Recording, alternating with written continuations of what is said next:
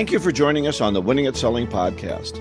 I'm Bill Hellkamp of Reach Development Systems, and with me is Professor Scott Plum of the Minnesota Sales Institute. What do you concentrate on during the day? What do you truly dwell on? What is your motivation? We all have an internal operating system built on a set of beliefs and powered by our true motivation. Let's get motivated and get into alignment as Bill and I consider uncovering motivation on episode 571 of the Winning at Selling podcast.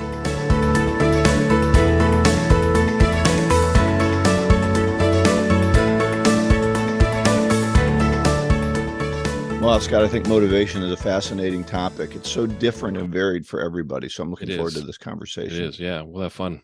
Before we get into that, we're talking about how to win friends and influence people. We're on part 3, chapters 1, 2, and 3.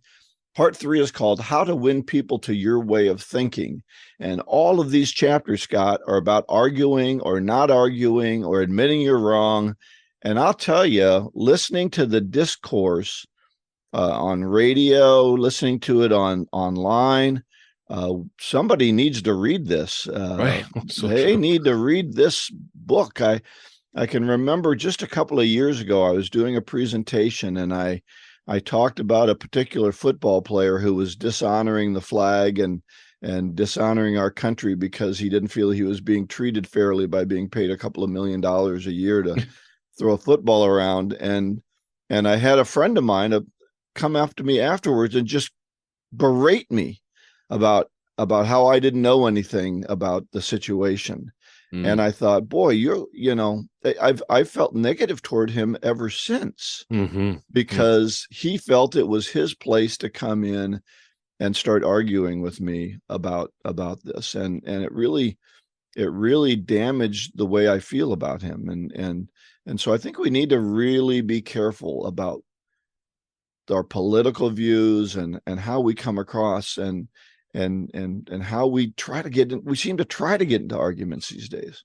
Right. And that's a great example for your friend to say, wow, Bill, it sounds like this is really important to you. Is that true?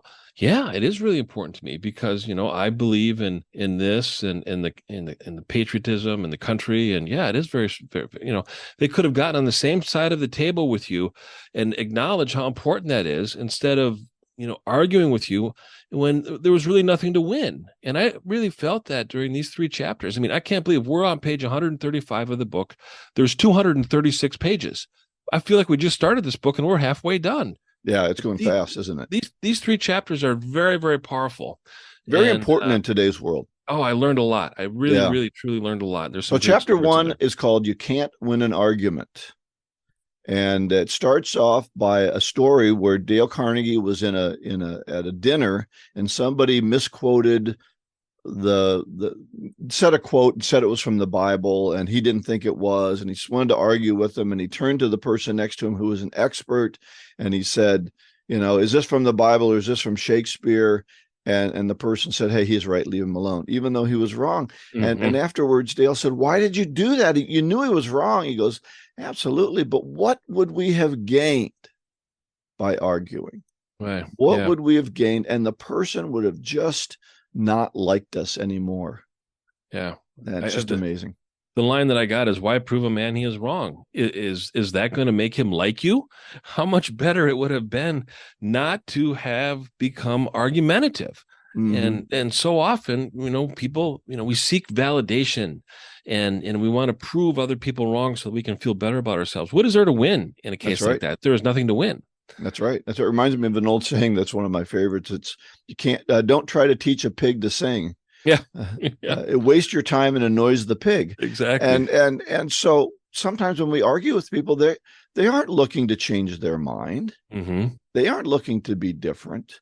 How did you like the discussion talking about salespeople and arguing? We talk about the competition a lot, right? And they had this whole story about the salesman who sold trucks. And he used to argue with everybody when they would say his truck wasn't very good. He'd get into an argument with them. And he finally decided to quit doing that and just say, sure, the other truck's great. Let me talk to you about my truck. Yeah, yeah, yeah, exactly. Exactly. And we defend our positions at the expense of really losing a certain perspective of from another person. And it's so important to be able to know how a person believes and what they're coming from. I love this line out of the chapter is you cannot win an argument. You can't because if you lose it, you lose it, and if you win it, you lose it. It's the same. What is That's there to right. win in proving somebody to be wrong? There's That's nothing right. there, and Well, they stop talking to you. that's right. And I like the saying, a man convinced against his will is of the same opinion Yeah, still. I thought exactly, that was good. exactly. So, and then finally, one thought I had when I was learning to conduct training. I think I'm an argumentative person, and I started to move away from that based on this book and things I was learning. But I can remember when I was learning to conduct training, and I'd get into the question and answer period, and they were videotaping me. My hands would be balled up, and I'd be leaning forward like I was ready to fight. And Charge, my whole posture said, you better not ask me a damn question or I'm going to right? kick your butt, you know. And so it's not just how we say it, but it's our whole posture toward it. Relax a little bit, let Yeah, people say what they want to say, and let it go. right, right. One last thing I took away from this chapter is just a reminder is to always maintain the other person's dignity. And when you think about that, you're really respecting them and you're acknowledging them, you're validating them, and they're going to share information with you. And we've always talked about the key to sales negotiation is information. And that made me think of three lines out of the book Crucial Conversations, and that is what do you want? What do you want for the other person? And what do you want for the relationship?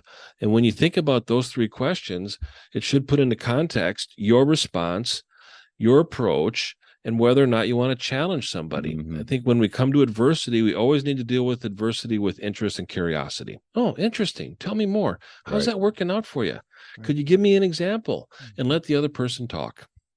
Yeah, the principle we're talking about in this chapter is the only way to get the best of an argument is to avoid it. Mm, And now the next chapter is going to teach us how, because he says a sure way of making enemies and how to avoid it. So how do we not make enemies? So what he talks about in this chapter is not telling other people that they're wrong. And the interesting thing, Scott, is as I reflected on this and think about my life, I can't tell you the number of times I thought I was dead right and mm, I was absolutely wrong. mm-hmm. And we get so convinced of our own position that we shut down our listening. We tell the other person, you're wrong. And then we have to fight for our position. And I think we have to really be careful when we get into this I'm always right sort of mentality. Right. Yeah, that's so true. I mean, do you want to be right or do you want to do what's best? And sometimes we get challenged in that area. And when we debate on that and we do what's right, it may be at the expense of somebody else. And there may not be enough benefit in proving somebody else to be right or wrong when it may be best just to be able to move on from the situation and not create a memorable experience that is negative that people ponder on. I mean, like I said, what do you dwell on? What do you concentrate on during the day? Mm-hmm. And we, Mm-hmm. we carry that forward. Well, and when you tell somebody they're wrong, whether they're wrong about the purchase they made or they're wrong about the company they're using, you talk to a prospective client and you try to tell them, hey, you should use my product because one you're currently using is wrong. Mhm. All you're going to do is Mhm. put them in the position to defend what they're already using. And I can't think of a worse thing to try and sell over to as a customer defending his Right. current user. And what I learned to do, I do this all the time. People tell me, and I kind of want to find out about their company. They say, I work for XYZ Corporation. I'll say, boy, Scott, I heard XYZ Corporation is the best company in the world. Yeah. And you know what they'll do? But not so much. They'll tell me everything that's wrong with it. Yeah, But if exactly. but if I say, hey, I heard XYZ company sucks, they're going to defend it. Right, right. It's So just true. human nature. So quit going in and causing them to defend your competition. Yeah. Tell them it's a great company and they must be really happy with everything that's going on. And if they say yes, maybe you don't have an opportunity, but chances are they'll start to tell you what's wrong with it. Right, right. That's so true. That's true. The line that I took out of this chapter is if you tell them they're wrong, do you make them want to agree with you? And the answer is no. That's right. No, they don't. Yeah, Ben Franklin was challenged. He was advised by a friend to be better with people. And he said, your opinions have a slap in them for everyone who differs from you. Yeah. What a thing to say. And sometimes I think we get that way, that we want to argue. I feel it's important how we start something. And you were talking about this earlier when you say, tell me more about why you feel that way. But if you're going to try and suggest something else, I start with the word perhaps. Mm-hmm. Perhaps you might think about that. Perhaps we should turn right here. Perhaps instead of turn right here. Yeah, right. Perhaps we should go another way. Yeah. And let that other person ponder on it rather than telling them what to do all the time. Yeah. Or I love the word consider. Have you considered this? Right. Another great question is, what makes you say that? Or why do you say that? And now you're getting a little bit more about the belief behind the content. And when you find out more about their position, it's easier for you to connect with them on the belief that they have. That's where everybody forms their opinions, is, within their beliefs. Right. Right. I like to say, you very well could be right. Somebody says absolutely something crazy. Yeah. They say, you very well could be right, which is a nice way of saying, I don't think you're right, but they can't argue with it. So think about a different way to move away from that conversation. Now we're going to go one more. Okay. So the principle in this one: show respect to the other person's opinions. Never say you're wrong. Right. And then finally, chapter 3 is called, if you're wrong, admit it. Yeah. And I've actually put this to the test a couple of times when I've been stopped by the police. I never argue with them that I wasn't speeding or I wasn't doing this. I always say something like, oh, I'm sorry, officer. I must be the worst person you've had to deal with today. I can't believe that I was breaking the law. And then they'll start defending you. Yeah. So rather than saying, they're wrong, you say I'm wrong, and then they have to turn the other cheek. Yeah. Yeah. I got pulled over one time when I was taking care of my parents' dog, and the dog was in the front seat of my truck, and I drove by the police station at a rather high speed, and I got their attention. That was pretty stupid. And a cop did a U-turn and pulled right behind me, threw on his lights and pulled me over. And he said, you're going pretty fast here, aren't you? And I said, yo, I'm sorry. He goes, and you got a pet in the front seat. And you know how many car crashes I've been on where the pet is involved and they end up going through the windshield? And I said, I'm really sorry, officer. This is my parents' dog.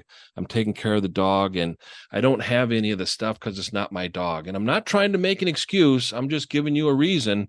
I mean, you're absolutely right. And I'm sorry for doing that. And he went back to the car, and I could see the whole time he had one hand on the steering wheel. You can't write me a ticket with one hand. And I knew when he came out of this car, he ran my plate and he saw that I had a pretty good safe driving record. I didn't have any outstanding warrants. And he, was telling me, he says, slow down. There's a police station right here. It might be a good idea not to speed in front of the police station. I laughed and he laughed, and, we went on our way. But I didn't challenge him. I said, I'm not trying to make an excuse. Here's the reason and the context of where I am today. And had I been more prepared with it being my dog, I probably would have taken more precautions, but I'm not that knowledgeable. That's right. That's right. Well, I think this is a great chapter. I think it's good to admit you're wrong. As a matter of fact, my father gave me some advice before I got married. And he said, if you get in an argument with your wife and you find out you're right, apologize immediately. And that's good advice too. Sometimes we can get in trouble for being right. Right. So don't be afraid to admit you're wrong. It just kind of bursts the bubble of the person who wants to tell you. The principle is, if you're wrong, admit it quickly and emphatically. So that's the first 3 chapters in part 3. Next week, we're planning on having a guest. That's going to be a surprise guest at this point because we had to make some changes. But an episode 573 in a couple of weeks, we're going to go back to How to Win Friends, and it will be part 3, chapters 4, 5, and 6. Looking forward to keeping the book club going, Bill. I'm really glad that you suggested this. It's a powerful book. It's a mainstay, I think, when it comes to sales, and I think a lot of salespeople refer to it as the book that had one of the greatest impacts and impressions on their life. Kind of like Think and Grow Rich. I think it's in the same category. Oh, there's about 10 books out there that are right up there in the tip top. Yeah, yeah. I think we've covered about 8 of them. There you go. I'm boasting. Our topic today is uncovering motivation. And as I started to prepare for this, I thought of Floyd Carlson when he was on the show. He was on episode 560. And I think he started off talking about meeting with somebody that he worked for and had a tremendous amount of respect for and had known for many, many years. And when Floyd was in the military, and his superior met with him and said, I'm really kind of surprised, Floyd, that you haven't advanced in your rank at all. And why do you think that is? And he says, well, I haven't really thought about it. But as they continued the conversation, his mentor asked him really two important questions, and you can listen to episode 560 and get the context of this. He said, do you feel worthy of a greater rank? And do you really want it? And feeling worthy and really truly wanting it, I think, is the essence of motivation. And I'm going to propose some questions, and I'm really going to build on one of the quotes that's in the book. And from the chapters that we just did is from Galileo. And it says, you cannot teach a man anything. You can only help him find it within himself. So I'm going to talk about motivation. I'm going to ask you some questions. I really want you to, as a listener, to think about these questions and what would be your responses to them, because I think these questions really bring out a basic motivation and inspiration and something that we really truly need, and that's desire. And desire is the chapter 1 of Think and Grow Rich, for those of you that have read it, is to really have an importance of desire. So my first question is, how is your performance measured? And I want to break that down into two areas: is what is your personal form of measurement, and what expectations does leadership have of you? And when you think about how you're being evaluated and how your performance is being measured, and I brought it up earlier in this episode, is the sense of validation. How can you get that recognition? How can you get that approval? I think salespeople have a very high need for approval. They want to seek the approval of their prospects. They want to seek the approval of their managers, their leaders, their customers, their clients, their family, their colleagues. It's so often that we want to be liked by people when we really want to be able to earn their respect at the same time. So how is your performance being measured? Bill, anything you wanted to add on that in the area of motivation? Well, I think one of the mistakes that sales leadership makes is, number one, they only measure the bottom line numbers. So they're spending too much time. We talked about this last week. They're spending too much time looking at the metrics and not looking at the person. And because we want to have a good, clear vision of where we're going, it's incumbent upon leadership to have conversations with their staff on a consistent basis about how they're doing. It is not good to have your team wondering all the time if they're doing well, if they're not doing well, if how they're being measured, how they're being evaluated. And you need to be clear, and you need to be often talking to your team about how they're doing. I don't think it's good to have somebody who thinks they're doing poorly all the time. Mm-hmm. I think some leaders use that as motivation. Well, if I tell him he's doing good, then he's going to slack off. Oh my gosh. I can't believe that leadership attitude. Right. Be honest with people, have the conversation about how they're doing, and let them know how they're being measured. There's a story I read in a book, and it was about bowling, and how excited would you be if you're bowling and there's a sheet in front of the bowling pins, and your manager is sitting at the back just yelling at you how many pins you hit. How about playing basketball without a hoop? It loses its interest after a while. Right. So how we're being measured allows us to set goals, and those goals allow us to know how we're doing. So be very honest in your measurement. Yeah. Another question that I propose is, what are you willing to tolerate? And change begins with awareness. I think we've said that more than once, but growth starts with self-awareness. And when you have self-awareness and you're thinking about what you're doing well and areas that you want to improve on, then that's growing. But if you don't apply awareness to yourself, then there's no reason for you to change. And I'm sure our listeners have met, a few people in their life that have really no self-awareness. They're very, very smart people, but they really lack that sense of self-awareness. And, what are you willing to tolerate? I mean, if you're overweight or you're overworked and you're broke, what are you tolerating in that? I mean, is it possible that you could be doing it a better way? Is it possible that you could be consuming less calories? Is it possible you could be burning more calories? And when we tolerate good habits and we tolerate bad habits. And we make up our day every single day with our habits and our routine and how we trade our time. We need to make good time trades every single day. And when we make good time trades, we feel productive. We feel like we fulfilled something. We feel like we've invested in the future. We feel like we've accomplished something. And that's a sense of purpose and meaning that we contributed to something. And we battle complacency. For salespeople, we get into this routine, we get into this comfort zone, we get into playing it safe and making it easy. And that is not growing. And when we have a mission to accomplish, there are certain things that we need to tolerate and we need to overcome them at the same time. So tolerate is something that I think we're all tested in today's marketplace and society. Bill, have you experienced some of that? Well, I think our companies tolerate things until they get mad. Yeah. Right? It doesn't do us any good to tolerate stuff until we're mad and then we fire them. Or tolerate something until we're angry and then we deal with it. I think you talked about crucial conversations, and how important it is to interject for yourself, for your team, early in the process when you start to see small things going wrong. And so it's the same thing about motivation. When you start to see yourself off track, I didn't make my to-do list today. You're off track. I started off, searching the web and not really being focused. You're off track. You've got to get yourself on track with the small things. If you tolerate the small things, they add up to to big things eventually. So be careful what you're tolerating with your own personal behavior. Right. And there are some people that need to have a routine. They need to do things consistently every single day to be able to maintain a good mental health. And I think all of us could adopt that. Is what can we do as part of a routine that is a habit that is going to give us good mental health? We've all done a great day. I got up this morning at 5:30. I walked 8,337 steps before doing the podcast. I'm telling you, I feel better today doing the podcast than if I would have woke up 45 minutes before Bill and I were supposed to go on the air, have a bowl of cereal, a cup of coffee, and get in front of the microphone. When we really commit to that habit that adds great energy to our life, we need to duplicate it and continue to reinforce it every single day.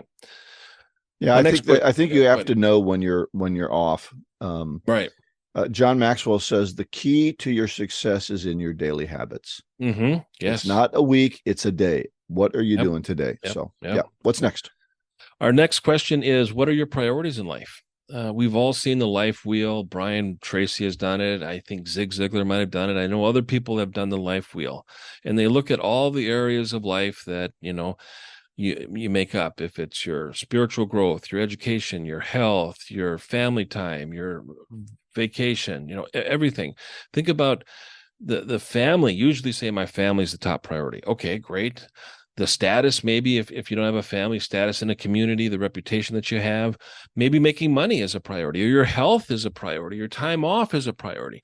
What are your priorities? And know that in order to contribute to the priorities, you need to be motivated to be able to deliver what your priorities need from you. And greater results, greater success, more money solves a lot of problems. And when we can think about being motivated to develop a priority in our life, we're going to feel like our life is more fulfilled. And I heard the saying many years ago, we need to reward the behavior and celebrate the results. And Bill, you talked about it earlier with sales managers. They're always looking at the lagging results instead of the leading indicators. And the leading indicators are, what are you doing every single day to trade time in your life to be able to contribute to a greater future in the future, to greater results in the future. So what are your priorities in life? And we need to be able to defend our priorities and also commit our time where we are to be able to support our priorities in life. Yeah, and I think you have to remember that your priorities aren't separate from one another. So money isn't A and family B. Money and family go absolutely together, as do time off and family, and do health and money. These things are not, that's the trouble with that wheel is you say, Mhm. okay, well, here's your priority A, B, C. No, they're not all set. They're all mushed together. I can't take care of my family if I don't have enough money to feed Right. them. Right. So there's a challenge here. So they're all mushed together and you've got to do them together. That's why setting your daily tasks is so important, that move you in the direction of achieving what you want to achieve. I know we have some longtime listeners, and I know we have some very, very seasoned salespeople and sales leaders that are listening to the podcast. One of my greatest friends was Tom Winninger, and I'd be grateful if you've ever heard Tom Winninger, ever read any of Tom Winninger's books. But Tom Winninger died as a Catholic deacon. He had a brain tumor and he had some pneumonia. And he would always say, he said, faith is not a slice of the pie, it's the entire pie. Everything that we do is based on our faith. Everything we do is based on our reputation at the same time. Everything is based on our sense of integrity and values. I mean, when somebody says, what are some of the characteristics that you want people to use to describe you? If one of them is honest, there's a problem there, because people should automatically assume that you're honest. Just like faith is not a piece of the pie, it's the entire pie is a priority in life. That kind of brings me to the next question: is what do you consider sacred? I read a book, Fire in the Belly by Sam Keen. I'm interested in if any of our readers have read that book, Fire in the Belly by Sam Keen. It moved me. And I read that book, and he started off with two questions. He said, this book is related to two questions. One, where am I going? And two, who will go with me? And if you ever get those questions in the wrong order, you're in trouble. And I've seen it happen in people. And then there was an entire chapter that was dedicated on protecting what is sacred. It's if somebody is saying to you, don't tread on me. This is a sacred area in my life, and I will do everything to defend it and protect it and provide for it. That is really, really true motivation. It's what you would die for. What would you really, truly die for? You are protecting what is sacred. And I think another important thing to keep in mind is, how do you express gratitude? The areas in life I can blame somebody for my failures. I thought about this the other day. I can come up with a long list of blaming people for my failures. But then I thought about the areas of my life where I've learned something that's created my greatness. And when I think about those experiences of working on the farm and learning a work ethic and to be able to know what work really is physically, I think about, I'm really grateful for that time. And then the last point that I want to bring up is, what causes you the most frustration? Frustration is emotional. People buy emotion and they justify it intellectually. How many times have we heard that? So when you think about what's causing you to be frustrated, what's causing you to be emotional, frustrated, that goes back to, the first step of change. Change begins with awareness. Growth begins with self-awareness. So when you have that self-awareness, it's frustrating you and what triggers you, then work really, really hard to protect it. I'm grateful for any comments people have on the topic of motivation. You can go to our website at winningatselling.com and let Bill and I know. Excellent, Scott.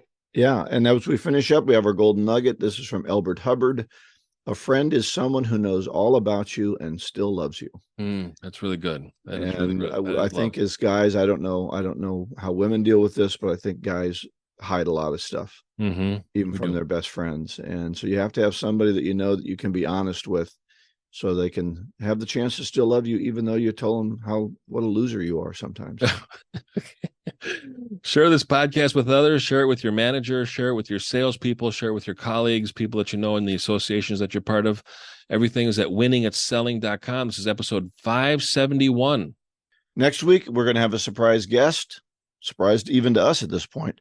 I'm excited. So yeah, it's always fun. So, but we're not going to have our book club, and we always want to make all the time for our guests. So please subscribe, share the podcast with your colleagues on your social media. Go out and get better one skill at a time. Joyful selling.